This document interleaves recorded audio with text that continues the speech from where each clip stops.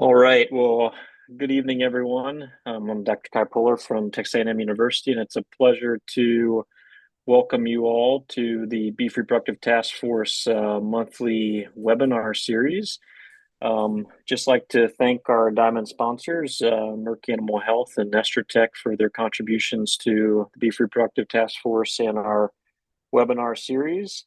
Would also like to point out to everyone that on September 18th and or 17th and 18th of 2025, we'll be hosting our Applied Reproductive Strategies Task Force meeting in North Platte, Nebraska. And so mark your calendars for that, and can find all that information at beefrepro.org, as well as previous recordings for the webinars. Just also want to remind everybody that the Q&A is active. So please put in your questions as we progress tonight through the webinar, and also start off by letting us know where you're joining in from. It's a great pleasure for me to introduce our webinar speaker for tonight. It looks on the flyer like as I'm going to talk as well, but that was just a strategy to get more people to join and not just have a dairy guy talk. But it's a great pleasure to introduce Dr. Matt Lucey from the University of Missouri. And one of the things that I had the fortune to do in the last year is to work on a review paper with Dr. Lucey, titled "The Future of Cattle and Cattle Reproduction in North America for the Next 20 Years." And when you set out to do something like that, it's kind of dangerous because you don't really know where it might lead you. But I think that we generated some interesting ideas along the way, and have asked Matt to discuss those with us tonight. So, Matt, I'll ask you to share your screen and to go. I just want to give you a couple of heads up here. I saw Dr. Scott Polk is in the attendees list. Oh, God. And also I think I saw Dr. Mike Smith as well. So a lot of people watching you here tonight. So with that, I will mute myself and turn it over to Matt. Okay, thank you. Thank you very much. Thank you very much, Kai. Let me try to get that there. Just a second. Good. I hope I'm coming through okay with everybody, and everybody can hear me okay. If not, I'm sure Kai will let me know. So the situation with this paper is Marc-Antoine Driancourt, who I met when I was a grad student at the University of Florida. Asked me to write a paper for theriogenealogy on sort of the future of repro and beef and dairy, and I didn't know enough about. I certainly didn't think I knew enough about beef to say anything too smart, so I immediately called Kai up, and so we worked on this paper together. And so this is celebrating the 50th year of theriogenealogy. And so they asked several different groups throughout the world to write similar papers on the future. We were in charge of North America, but they asked a group from South America to write on their thoughts. And the paper from South America mainly dealt with sort of timed AI programs and the role that they play in the future reproduction for South American cattle. And then they asked a group from Europe, and they had some Irish and Belgians, Spanish on this paper, and sort of the future of European reproductive biology. And this paper was somewhat similar to ours, although it was considerably longer. I found it interesting that they told us we could only have 50 references, and the Europeans ended up with 217. So I don't know what that's all about. But anyways, what was interesting about this European paper is they touched on some of the same things that we touched on, and that they talked about genetic selection being important. We didn't talk about nutrition or disease or rapid diagnostics, but we talked about as well. They talked about estrosynchronization, assisted reproduction, sex semen, data. We didn't talk about artificial intelligence. we were all supposed to talk about climate change, which we did. And we didn't talk about strategies to improve welfare, but we did talk about technologies to improve male fertility. So the European perspective was somewhat similar to ours, which was interesting. They also asked a group, Graham Martin and Jenny Jungle, Mike McGowan, out of Australasia, and their paper was really kind of different. It was sort of an Australasian perspective on reproduction. Obviously, the dairy reproduction in New Zealand and Australia is kind of similar to maybe Europe.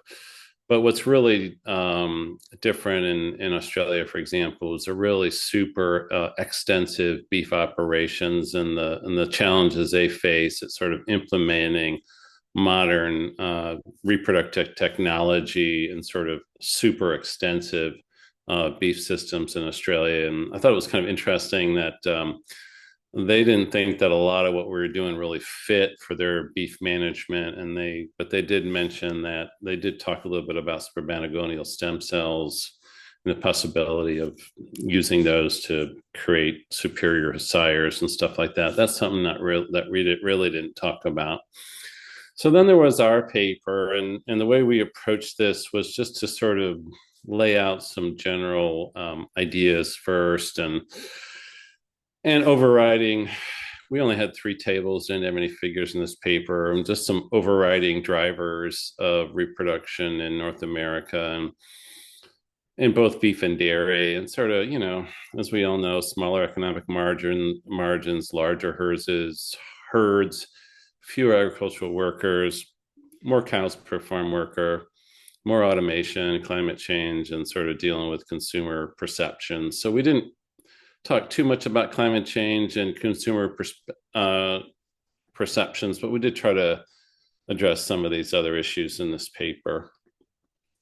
And so the second table, and again, there's only 3, the second table was just basically, okay, what happened in the past 20 years? And then what do we think is going to happen in the next 20 years? And so pick your favorite technologies, but these are all kind of obvious. So what are the big hitters of the last 20 years in reproduction and beef and dairy? And, you got to go timed AI and genomic selection for fertility, and both on the cow side and the sire side.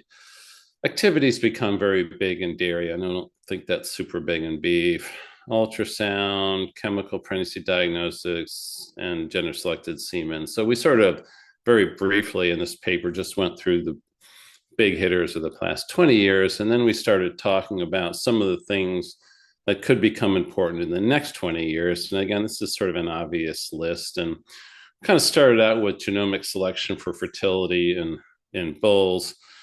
And on the dairy side of the equation, this is super important because basically we don't really know the full fertility of a bull, until we really get his semen out into the population. And so it would be really nice if we could tell ahead of time how, the sire, essentially we're talking about sire conception right here. It would be really nice if we could tell ahead of time kind of the fertility of that bull, like when he was, before he reached puberty. And so, and there's people working on it. Pancho works on this, and, they've got some small studies in which they do GWAS, trying to, identify genetic markers for fertility in bulls. And, there's some preliminary data on this for genetic markers for fertility. But I think the reason that this whole area is so hard to deal with is the fact that we just don't have a lot of, we got a lot of genotypes. There's 10 million genotypes in the Holstein population, but most of them are for females, and they don't make sperm. And so that's a real limitation, the fact that we just don't have a lot of data on sire fertility, or enough data to really get a handle on that. So that's kind of a futuristic thing in the future, to really have solid genetic markers for fertility, so we can predict bull fertility at a super young age. So that was the kind of the first thing, kind of brought up, because that is important. We we on the dairy side of the equation, of course, not the beef side of the equation. There's been in the next 20 years, there's going to be improvements in automated estrus detection and sort of collars. And I guess this is one thing that really surprised me is how popular these are in dairy right now. You know, we've got so many on the dairy side, we've got so many great time to AI programs and resync programs. And I just thought the collars were just one more added expense. But our experience with the dairy has been that, you know, the guys keep their time to AI programs and their resync programs, and they put collars on the cows as well, and it just they work great together. There's no question about it. If you're doing timed AI and put a collar on the cow and you do resync on top of all that, it's pretty hard to miss many heats when you've got all that going on. And so I think that this has been the collars, at least in the dairy side, have been one of the real drivers of 21 recent drivers of 21-day preg rates. You know, remember, you know, 20, 25 years ago, we bred on heat and our 21-day preg rates were done in the teens somewhere. And then we introduced time to AA programs, and they went from the teens to the 20s, somewhere in the 20s. And then we added resyncs and a second PGF2 alpha before time to AI, and they went from the 20s to the 30s. And now we're putting collars on, and you know, we have herds moving from the 30s into the 40s in terms of a 21-day preg rate. So just, you know, just astronomically good reproduction on the dairy side through the sort of the progressive implementation of new technologies, and that's only going to continue. Chemical pregnancy testing has been is likely to improve in the next 20 years, and you know, this is something that the was brought forward in the European paper, all the different improvements in terms of pregnancy testing, you know, over the past 20 years and to today, and chemical pregnancy testing, the PAGs, the ISGs, the Doppler pregnancy diagnosis to sort of get a really early assessment of pregnancy of the CL and whether or not that cow or heifer is pregnant. You know, I think there's a couple of lateral flow tests out now. IDEX has a lateral flow test for pregnancy diagnosis, but I think there's some other companies that have lateral flow tests. And, you know, these were just sort of inconceivable not too long ago, and now they're just sort of out there in the marketplace. And I think where this technology is sort of at now is, you know, kind of developing methods to basically diagnose pregnancy before the cow would come back into heat naturally. In other words, before 21 days after breeding. Of course, there's this Rebreed 21 program that Milo and his fellow individuals from Brazil have been working on. And that's based on, I think that's based on the ultrasound examination of the blood flow to the corpus luteum. But the other thing that Milo and his collaborators have published on is the use of ISG15 tests for assessing pregnancy. And what's so great about these ISG15 tests is that, you know, you get a pretty solid pregnancy diagnosis, you know, 17 days after breeding, 17, 19, and 21 days after breeding. And I think what's really kind of innovative and important about this is back when we were doing a lot of this in my lab, we were basically taking blood samples and measuring ISG15 expression in leukocytes. And you can do that and you can pick up pregnant animals. But the recent data that has been shown, and Milo wasn't the first to show this, but he's got a really nice paper here on it, was that if you swab the cervix or swab the vagina, the signal is much stronger. And that just makes that test a lot more viable. You get such a strong signal in a pregnant animal to be able to test her. And when we were working on this, now this was a long time ago, I guess it's, who knows when this was, forever ago, 2010, so 15 years ago, we were working on this concept that if we could do a pregnancy diagnosis around day 18, then we could do a rapid resync on an animal and get them pregnant, put a time, if they were not pregnant, put semen back in them by day 21. And this is kind of a nice time to resync an animal because down on day 18 or 19, they usually have a pretty nice CL and they have a second wave dominant follicle. And so it's a nice time to do resyncing. And we did that But the problem is it just was a really difficult test to do. We didn't have a really strong signal. And I was kind of intrigued by the fact that the Europeans also brought up this kind of concept of rebreeding at 21 days, using a similar type of prostaglandin and a rapid sort of resync. So there's still sort of interest in that concept, as if you could do it, if you could get a fairly, a solid pregnancy diagnosis shortly after breeding, you could resync and get cows bred by 21 days, kind of ahead of when they would naturally come back into heat. And that'll the rationale for that will come a little bit clearer a little bit later in the talk. But in all of this, I think one of the things that's really super important is just fast is important on farm, and that's really the issue with. That's really one of the issues, even though the lateral flow test was a great advance in a tremendous tour de force to get that going.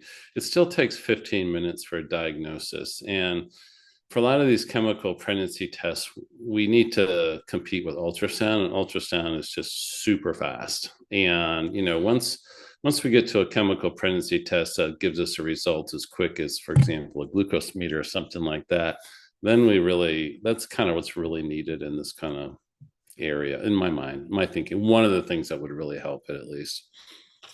We also talked about in this paper sort of improvements in fertility and genetic. That's obvious. Next 20 years, we expect to see improvements in fertility, genetic and gender selected semen, improvements in culture embryos, stuff like that. Those are kind of obvious low hanging fruits for what we expect to happen in the next 20 years. So the next thing we went into was sort of more futuristic stuff, researchable topics that maybe we need to work a little bit harder on. And so that was the final table. And the first thing we talked about was just this very big question in reproductive biology is what controls the trends, how to stimulate primordial to primary follicles to begin development, and so that we could increase the number of harvestable oocytes and embryos from individual cows. And I kind of want to explain what I mean by that. Why is it important to kind of get these primordial follicles to move into the primary follicle pool? And there's some people working on this, but this is a big question in sort of reproductive biology, is what controls the fate of the primordial follicle. And the reason it's so important is kind of graphs like this. And just basically I pulled this out of Hassler's paper in Therio. It's a fairly old paper, but it still does a good job of just pointing out the fact, if we look at the number of harvestable embryos per flush, over the past, 50 years or whatever, really hasn't changed. Usually if we do superovulation, we're going to get 5 or 6 embryos out of a cow. And I just went back through and I kind of looked at some statistics out of that the IETS published. And if you look down at the bottom, I did some calculations. Even in 2022 globally, you're still looking at, if you're doing dairy, 5.7 embryos per flush. If you're doing beef, 5.7 embryos per flush. If you're doing OPU, you're doing a little better with the beef, 3.5 on dairy, 6.2 on beef, but still it's less than 10, and it's well less than 10. And the reason it's less than 10 is because we really, when we do these procedures, we really depend on this kind of growing follicle pool to either harvest oocytes or to superovulate cows. And that growing harvestable pool is just, it is what it is. You get what you get. And the reason you get what you get is because you haven't really addressed the real problem. You haven't figured out how to increase the number of follicles in the growing follicle pool. And the reason there's so few in the growing follicle pool is that the bulk of the oocytes are sort of locked into this primordial follicle pool that's sort of released throughout the cow's life. So the real key to solving, the limitations of sort of superovulation and OPU is figuring out how to get follicles to transition from the primordial to the primary stage. And that's one of the biggest questions in reproductive biology out there, is what holds follicles in the primordial follicle pool. So I thought that was kind of just sort of interesting. The second thing, which was just super important in my mind, is just embryonic loss in general. And so, it's kind of interesting. When I was in graduate school with Dr. Thatcher, ancient years ago, we talked about embryonic loss, and it was a different kind of embryonic loss. We mainly talked about embryonic loss associated before maternal recognition of pregnancy. That's what we talked about, because we didn't know about embryonic loss after then, because we really weren't doing that. We weren't really doing ultrasound. And so now when people talk about embryonic loss, they're usually talking about embryonic loss between 28 and 60 days or something, because that's the embryonic loss we see when we do ultrasound. But that's not really the major period of embryonic loss, and that's probably not even the most important period of embryonic loss. It's this earlier period of embryonic loss that really matters.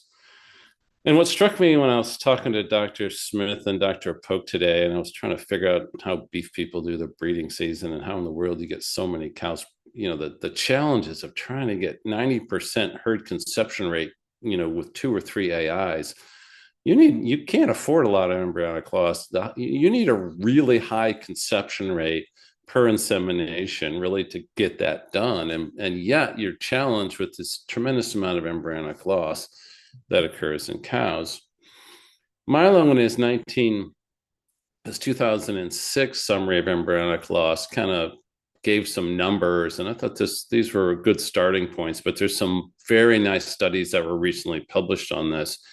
And he talks about, the first week of pregnancy, first week from fertilization to blastocyst of 20 to 50% loss. And we're going to talk about that more. After that, 8 to 27, 30% loss. And you can see the tremendous amount of loss during these 2 early phases. But, but out here, this is always the embryonic loss we talk about, this 12%, which is small relative to these other periods of embryonic loss.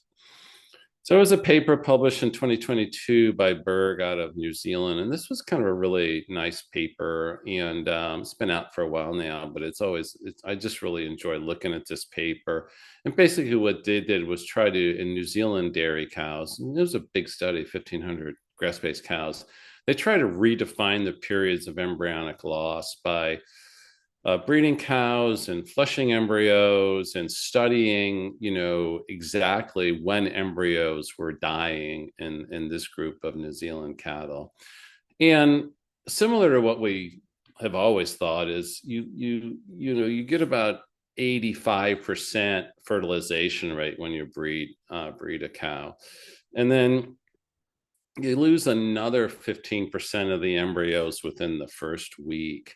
So when you flush a cow, it's a week after breeding, you're only about 70% of the cows got a living embryo in them, which is kind of interesting. So you're starting at 70% at the end of week 1, and then you progressively lose another 7% up into the time of maternal recognition of pregnancy, and then a small number afterwards. And this is one thing about both these studies out of New Zealand and Ireland, which I'm going to talk about, is that they don't seem to lose these large number of pregnancies between 28 and 60 that we see in dairy. And I'm not sure you lose the same number in beef. I don't know. Maybe Dr. Polk can tell me that. But it's this big loss early within the first week that really kind of caught my eye.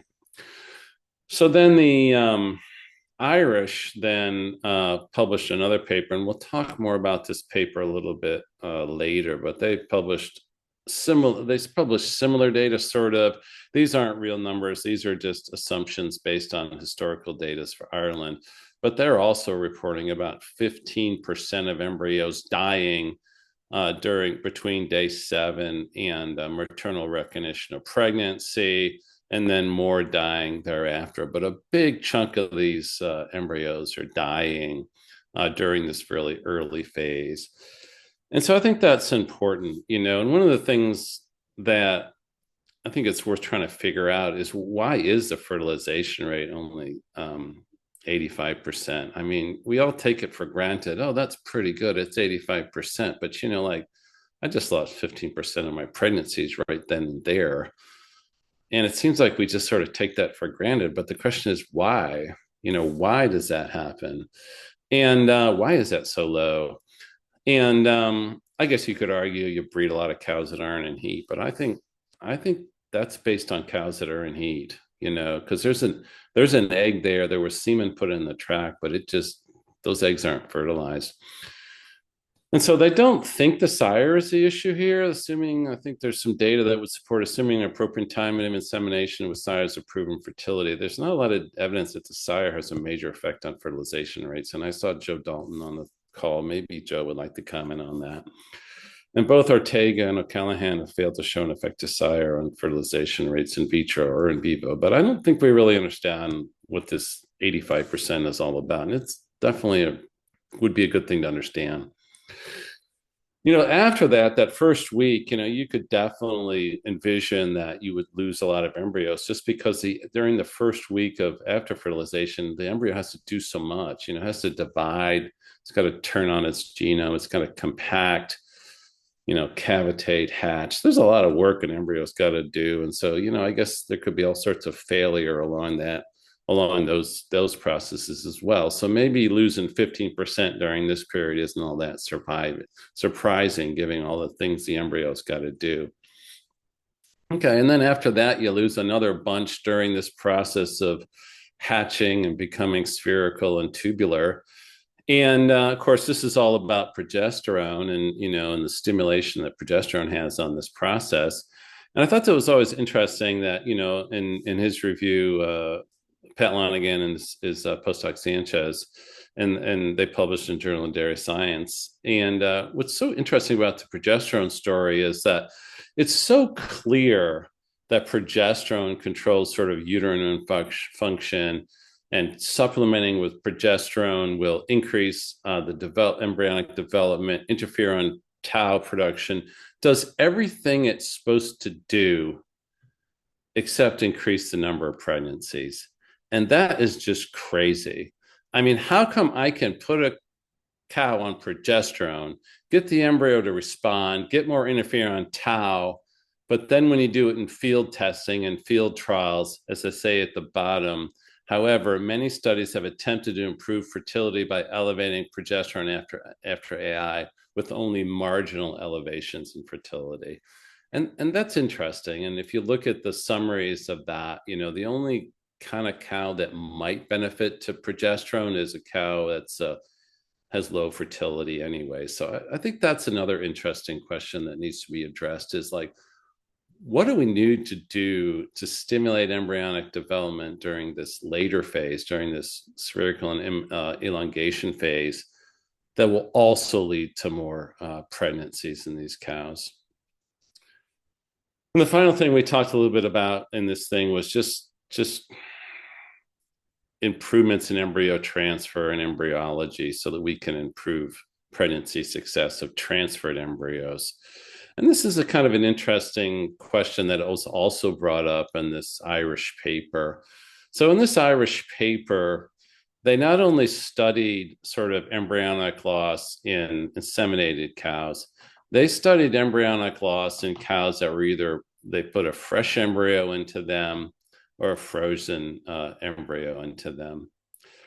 And the thing that really kind of got me is you put a fresh grade 1 embryo into a cow and you lose 30, and by maternal recognition of pregnancy, 31% of those embryos are dead.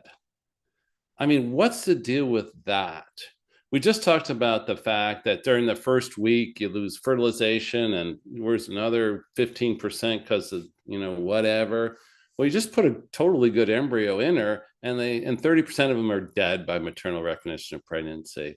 If it's a frozen embryo, it's 40% of them are dead by maternal recognition of pregnancy.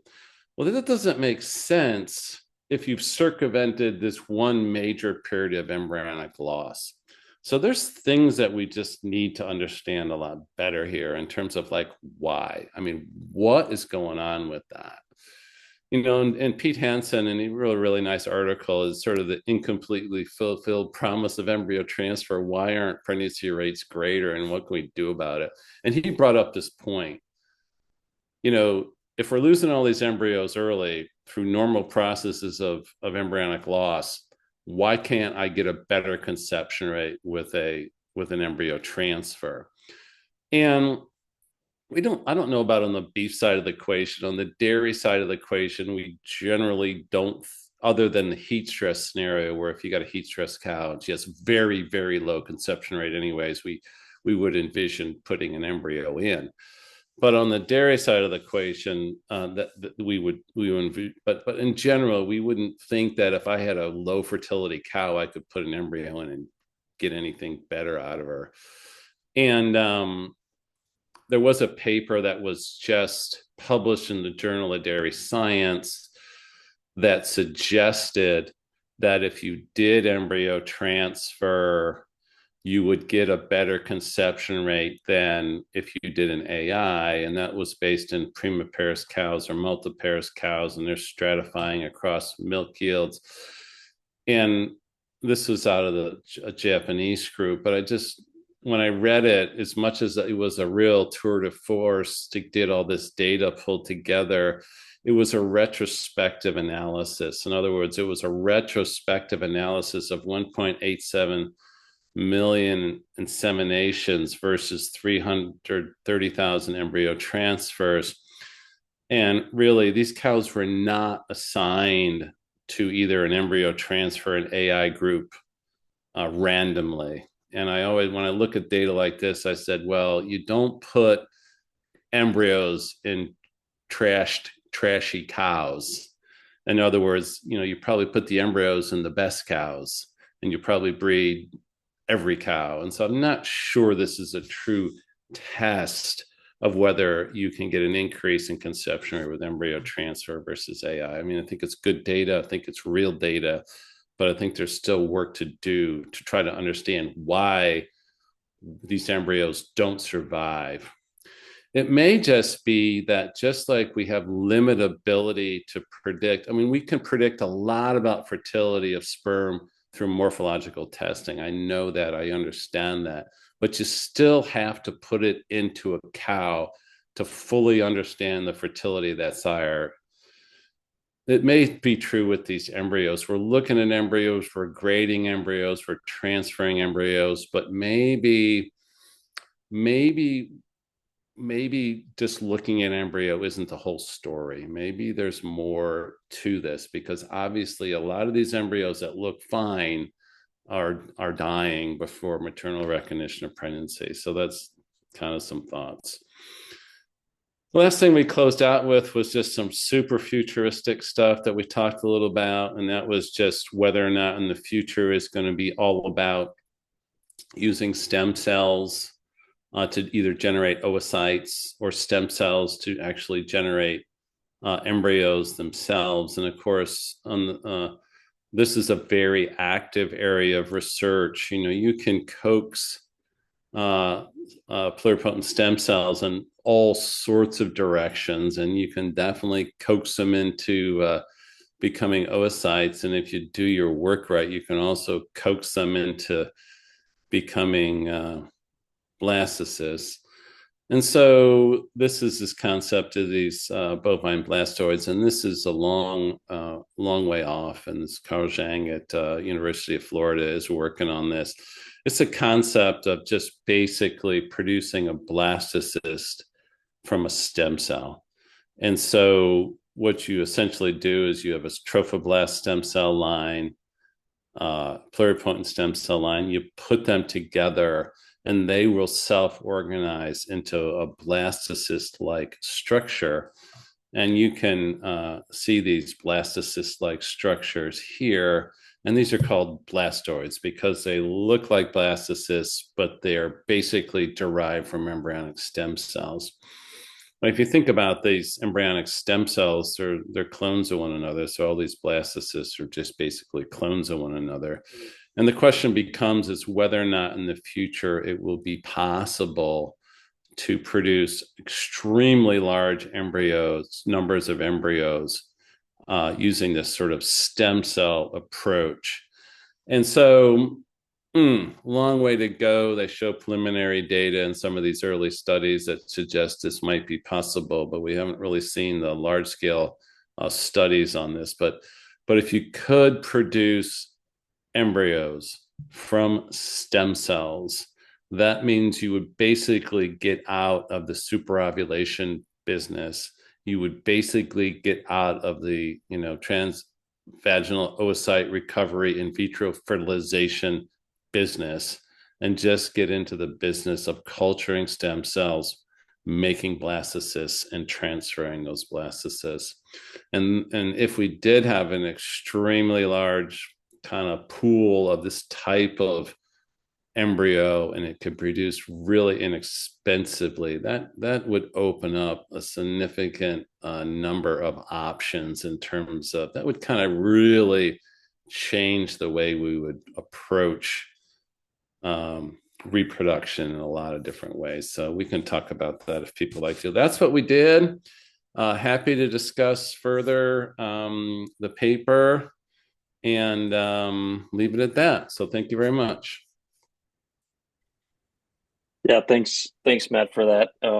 I'm a little bit worried that people are looking at you, and seeing that you're wearing a headset from probably the 1950s and thinking about sort of the future of technology and reproductive biology and That worried would be about what our me. future. Yeah, yeah. So anyhow, just kidding.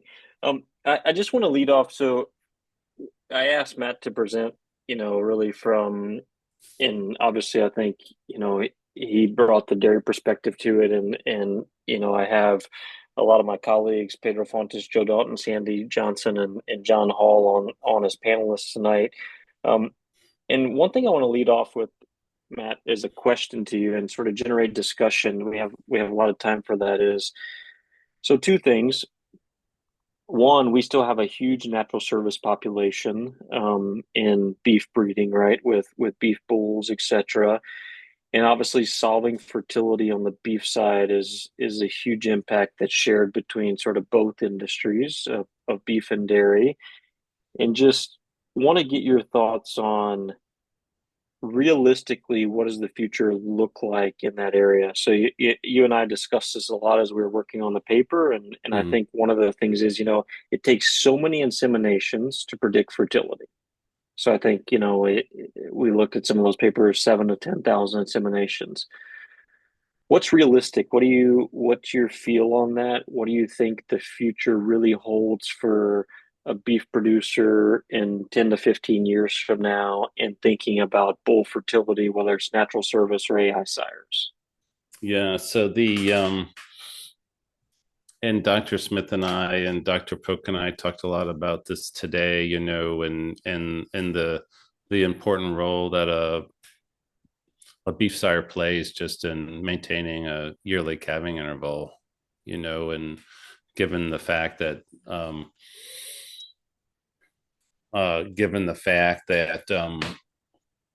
you're just not going to handle the cows as much as we do on dairy. And I was kind of stunned when I started trying to think about what does it take to really maintain a yearly calving interval. You're going to probably you try to get one good. If you're going to do AI, you get one good AI in there, and then it's up to the bull, right? And then, but then, and the fertility of that bull needs to be really high, and yet we have no way to really, other than a breeding soundness exam, I guess we have no really way to assess that. And we need a lot of those bulls, good quality, high genetics kind of bulls. You think about things like cloning. You're not going to produce a bunch of clone bulls. That's too much work. This blastoid concept, I guess, if the blastoid concept took off and was real and you could produce tens of thousands of embryos, they're all clones of one another. So you'd have, very similar bulls, but that technology is a ways off. So I don't have a good answer for you, Kai, about exactly, the Europeans or the Australians, they brought up these spermatogonia stem cells and transferring spermatogonia stem cells, but that technology I don't think has really moved very well. The needle hasn't really moved very well on that technology, and so I don't think unless if you think about just genomic testing for bulls and for their fertility, if we do genomic testing in dairy, we have $4 million cows whose milk recorded every month in America. And a lot of those are genomically tested. So we've got a phenotype, 4 million phenotypes monthly. You're just not even in that game. I don't know what the real answer to that is. Maybe Joe has some ideas or thoughts on that. I don't really know. It's really hard. Yeah, I think, I mean, it's complicated, and I see Joe unmuted, so I'll let him speak here in just a second. But the other thing that's complicating the factor is when you turn out, so in large herd management, you turn out, let's say, 3 to 4 bulls, natural service bulls in a Mm. herd, and then one of them sires 75% of the calves. Mm. So, it's that sort of mentality that you've got 4 friends that you're working with, and one of them's doing 75% of the work, and the other three are just sort of hanging out. I mean, Yeah. from an efficiency point of view, I think we have to sort of address that issue along with bull fertility at the same time, because otherwise natural service doesn't really change, unless they're going to work hard at it, right? So, Do Joe, you I'll let think, you speak. yeah, I saw you let unmuted yourself. so and Kai, do Yeah, you think, okay, go ahead, Joe. yeah, I think Matt and Kai, you brought up a very good point about the sheer number of records or information if we're looking at dairy side versus beef side.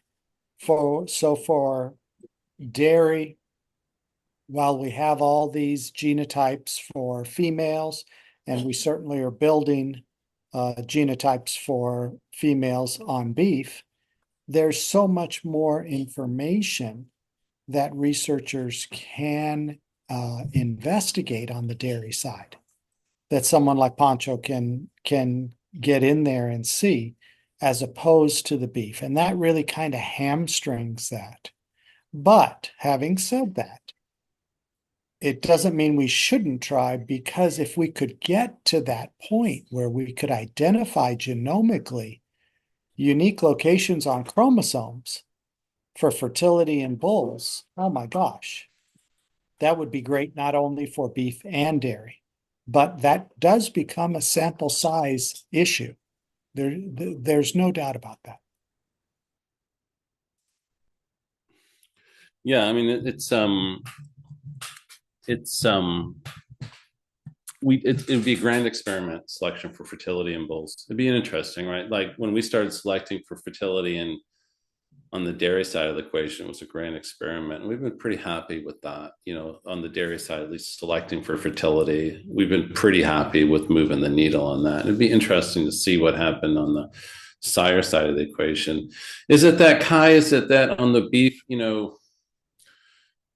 beef side of the equation that people just need to accept the fact that going forward, the bull is going to be a very important. Maybe they never gave up on the idea that the bull is going to be a very important of any in any AI program. The bull has an important role to play. Is that fair to say? Yeah, I think so. Matt, a question I wrote down here that I want to pose to you, as being a card holding dairy guy that you are, is do did dairy people sit around for the years before you published your famous paper showing a dip in fertility and saying we're having a crash in fertility? And I there's data in the beef world that would suggest that we're not having that drastic crash that dairy saw, because we're not making the selection pressure that you guys made. But it seems odd to me that sort of just one day everybody got in a room and said we've got a fertility problem in dairy, and then that's rebounded. Just wondering what your thoughts are on that, on sort of how do you pace that in real time now, making sure that we don't make that same mistake twice.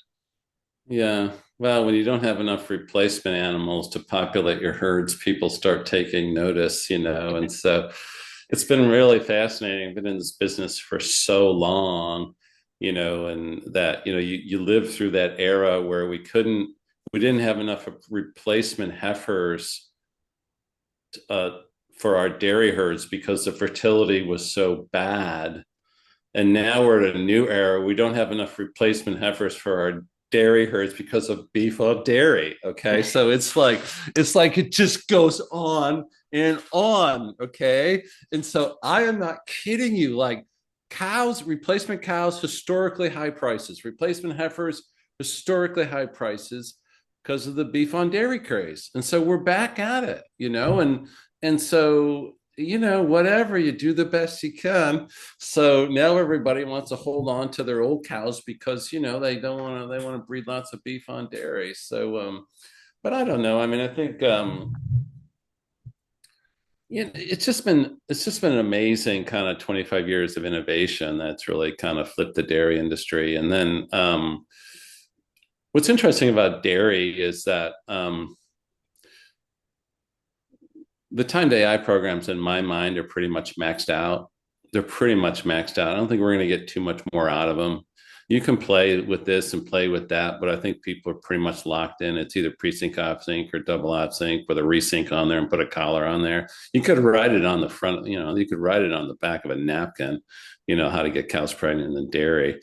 And then the cows are very productive, and then we've got a lot of we got lots of time to get them pregnant. It's not like the beef industry. You guys, the pressure on getting cows pregnant in the beef industry is freaking phenomenal. So Yeah. it's a So different world.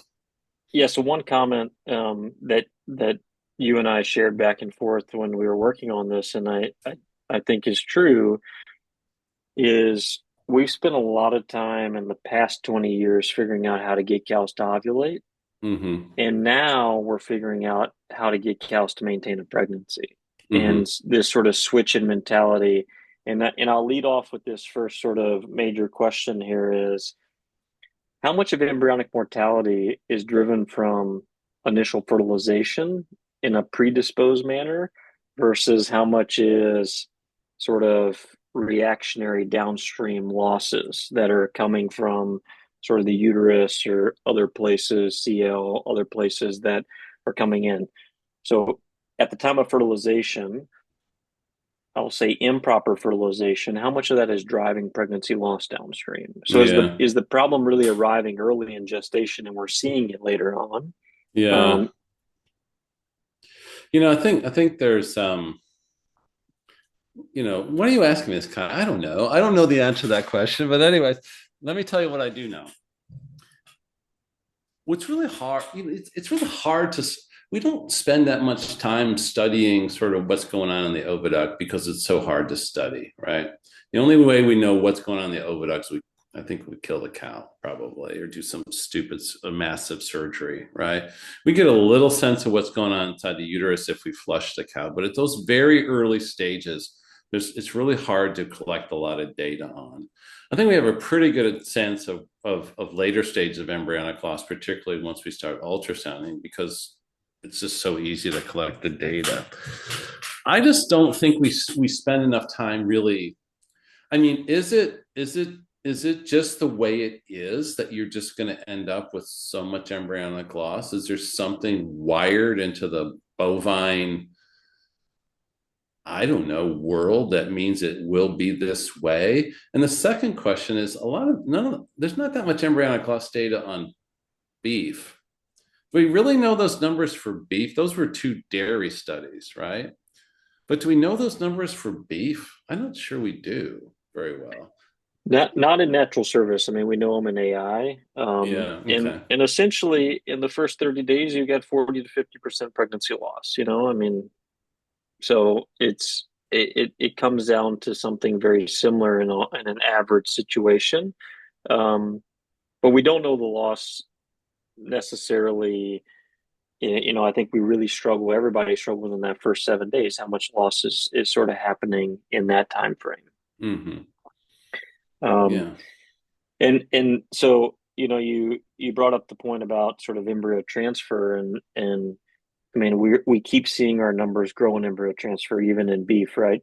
In vitro Mm-hmm. fertilizations numbers increase every year, number of transfers increase every year, and I I summarized some data last year, and basically pregnancy rates to AETA submitted embryo transfer records still range from 0 to 100%. And Okay. so you've got you've got people, records that are submitted that we get 0% pregnancy rates on, X mating, and we get 100% on other mating. So the range is still the same. The average has gotten better, which you showed some of those averages, right? Mm-hmm. Just wondering what your thoughts are on sort of some of the computer vision related stuff to AI and grading embryos, sort of what that futuristic maybe that you didn't touch so much on what that might hold. Yeah, so I think there's I think we got to do okay. So first of all, we got to figure out why 30 or 40% were dead before maternal recognition of pregnancy. That's a lot. Okay, now in my more pessimistic in my more pessimistic attitude, I think there's probably 15% that are still stuck to the AI, to the embryo transfer pipette when you pull it out of the cow. Okay, so you're probably, I mean, it is kind of a crude technique, right? You stick this pipette in there and you put the embryo in there, and we are amazing as humans how we disregard the fragility of life. Okay, but nonetheless, okay, so we probably lose some, just the transfer technique. We're probably killing a bunch of them with embryo transfer, but then we're probably kidding ourselves that you can put a, I mean, you're right. I mean, is there a better way? I mean, how long have we been grading embryos kind of the same way? I mean, it's like, who's going to ask the question, like you said, of is there a better way to grade an embryo? You know, you know, but then again, even with all the work that's been done on the sperm side, with all the sophisticated morphological analyses that they do, you still have trouble predicting that final result for individual size. You get pretty close, but I think I think that's one of the things that's interesting. I think there's a lot of really good work that still needs to be done, even though we feel like we've answered all the questions. Joe has a question. Yeah, Matt, I think you bring up an excellent point, and I just want to compare this kind of the sperm morphological assessment with the visual morphological assessment of a grade 1, grade 2, et cetera, embryo.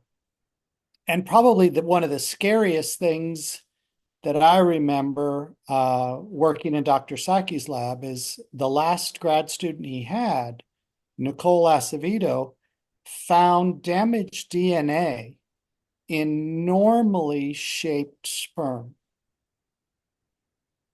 They had to stain the sperm to see it, but if you just did a normal morphological analysis, the sperm looked normal. Mm-hmm. And that's probably where we are with the embryos, is that we're using a system which for the most part has served us well, but it's not very advanced, and we're not looking underneath, if you will. It's kind of like the tip of the iceberg versus what's under the water. Yeah. Now I can't tell you what that next test is.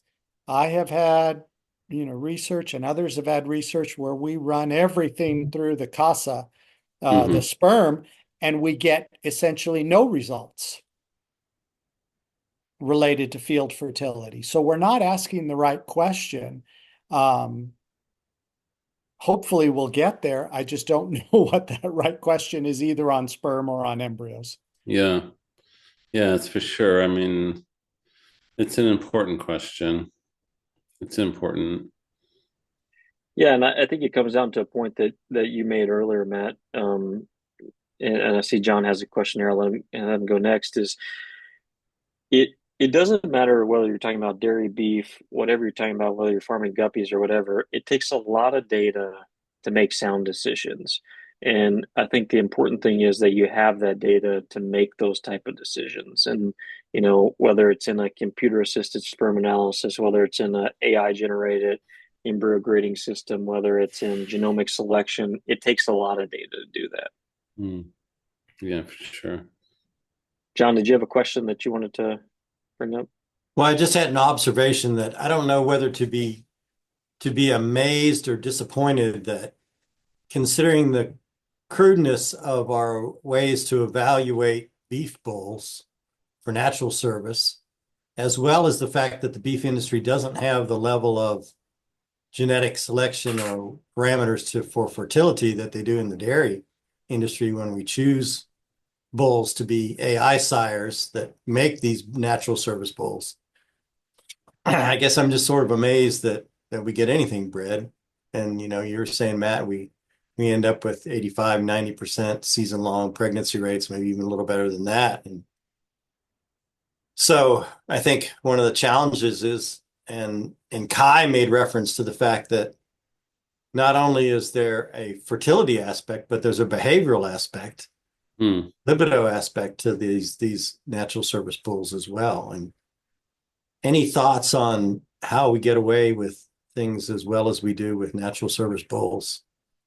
Is it just that we are sheer overwhelming the system with sperm numbers and getting away with a lot of compensable traits that we can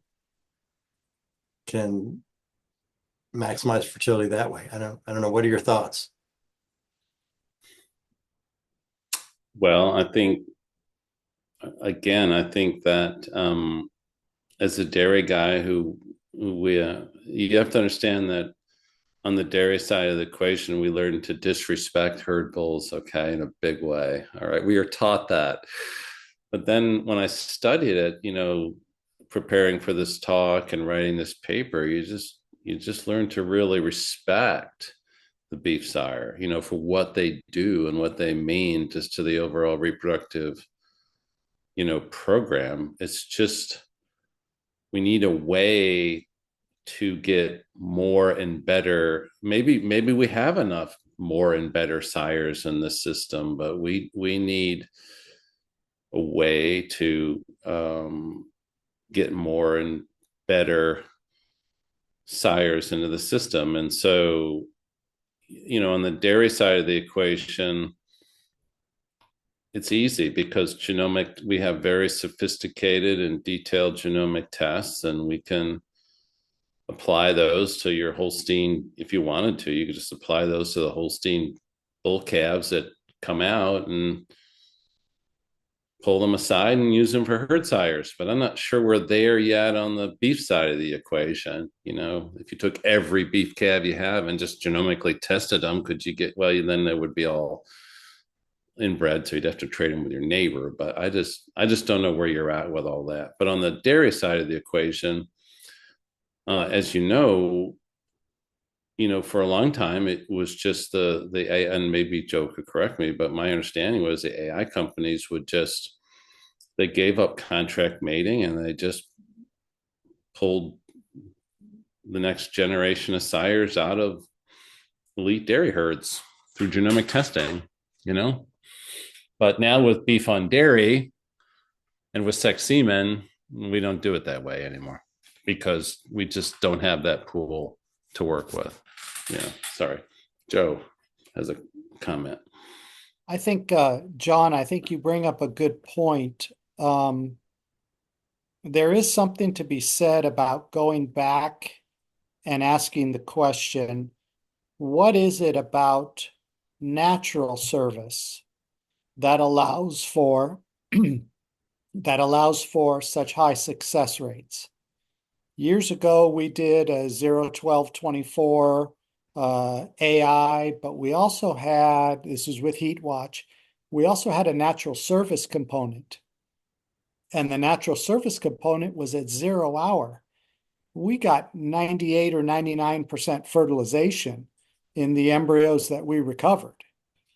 So as we were having our lab meetings and talking about this and talking about the publication and everything, yeah, there's some value not only in compensable traits and numbers, but also in seminal plasma, the other portions of the ejaculate, which we know how to freeze semen, we know how to freeze it well, but the reality of it is we don't know how much we're changing it, but we're not changing it necessarily in a highly detrimental way, but we could be changing it just a little bit. And you could talk about capacitation and acrosome reaction and all those other types of things. We could go on and on. But in general, John, getting to your point, I think there is a benefit. And I think to that natural service. And what beef producers have done when they do a breeding soundness evaluation, when they use a bull from a season to another season to another season and keep records and multiple BSEs, then they are essentially narrowing the population and keeping the good ones, and the bad ones are going, which unfortunately for dairy, I remember people going down to the sales yard and they'd buy a black and white bull and just put it in the pen. And most dairy producers would not think, way back when we had a lot of bulls, there weren't a lot of BSEs done on dairy bulls. So as Matt says, we were brought up, dislike the dairy bull, get all bulls off farms.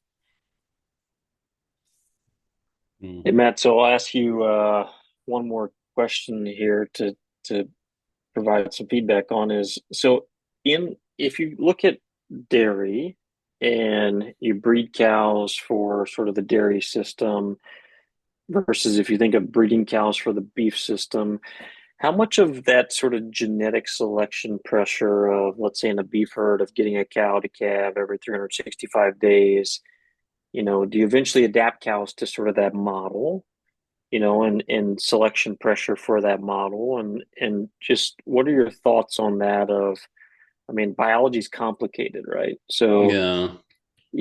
and we get these questions all the time. Like if you use AI, for example, are you selecting cows that do well for AI? Versus Yeah. if you now if you have cows that are on a collared system in a dairy, if you're selecting for fertility based on that, or is it because they're good in the collar based system or the tag based system? Just what are your high level thoughts on that, and how we make sure we're not making sort of wrong decisions based on the technology we're using or vice versa? Yeah. So in the seasonal dairying, the thought always was that in seasonal dairy, New Zealand and Ireland, there was a real advantage just to cows that didn't get pregnant, just get them off the farm and be done with them, and so I think people always felt that put some pressure on fertility in those places. And then of course they wanted more milk, so they imported more United States genetics, and that kind of threw everything off. But for traditionally, just the fact that if a cow did not get pregnant, she was not coming back into the herd in the spring would put some pressure on that in those kind of seasonal dairies. In America, where the kind of wheels started falling off was that back before the current beef prices, cull dairy cows weren't worth a lot of money, $300.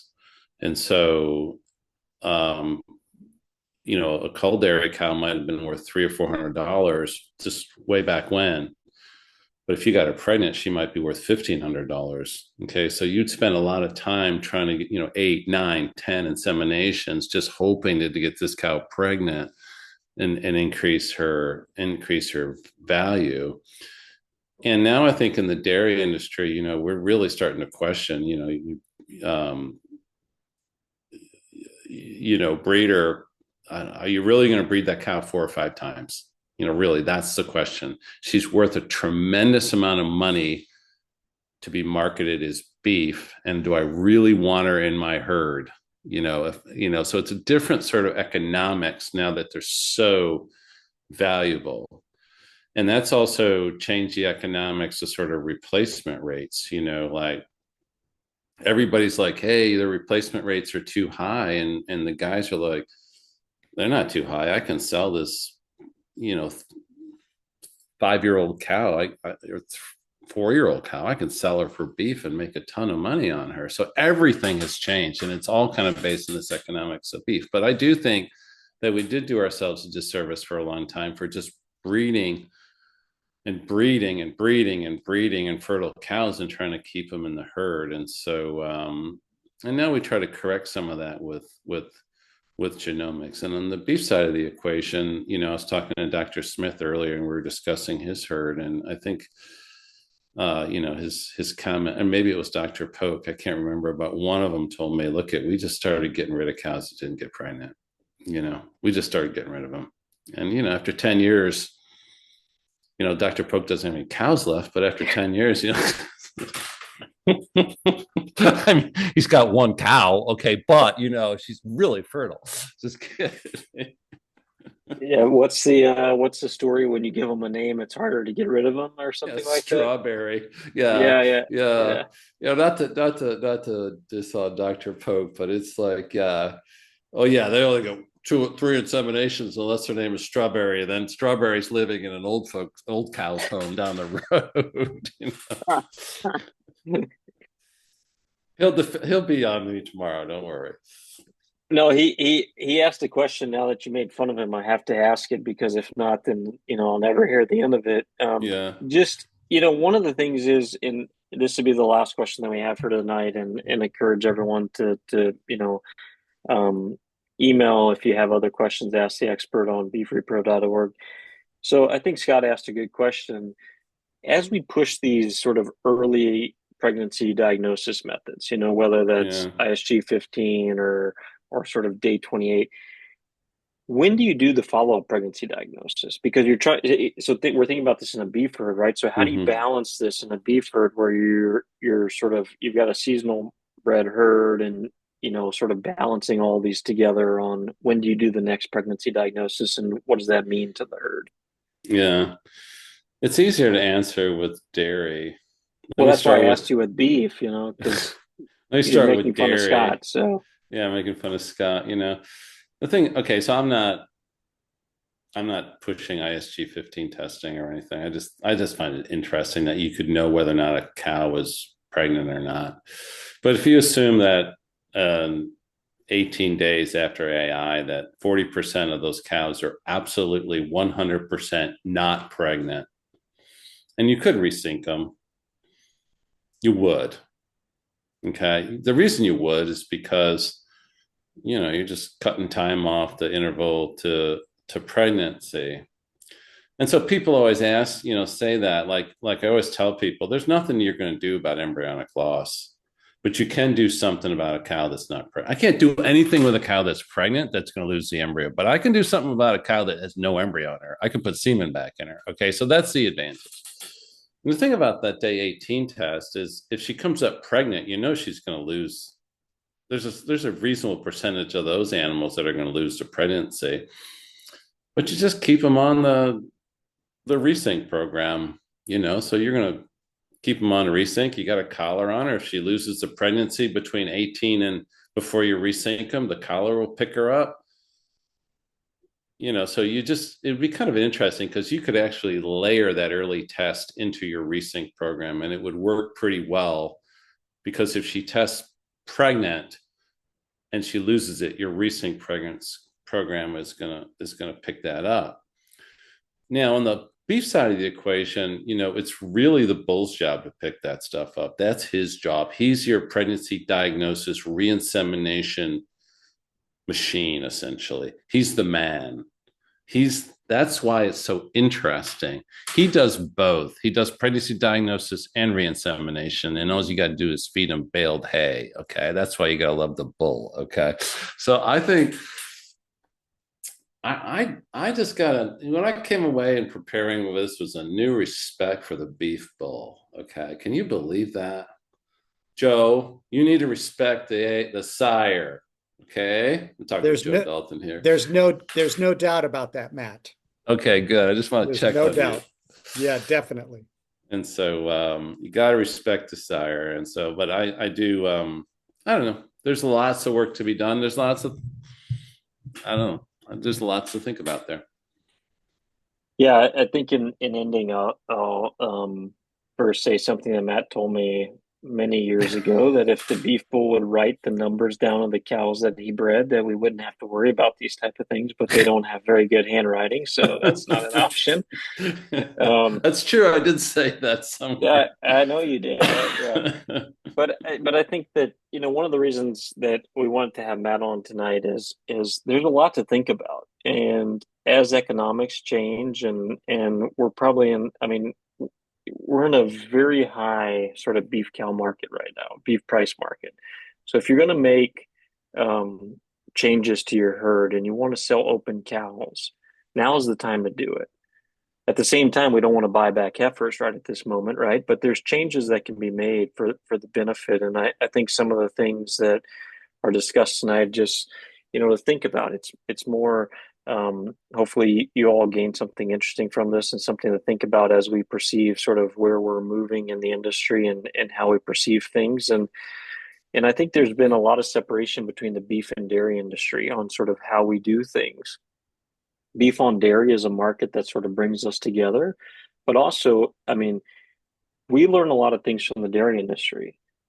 The dairy industry learns a lot of things from what we do, and I think sort of working together with our partners on both sides. We both own cows, okay? We both own bovine, and sort of looking at ways to maximize their fertility, I think is important for all industries. So with that, Matt, I really appreciate you joining us tonight. It's been great to have you. Thanks. And want to thank our diamond sponsors again, Merck and Tech, and everybody.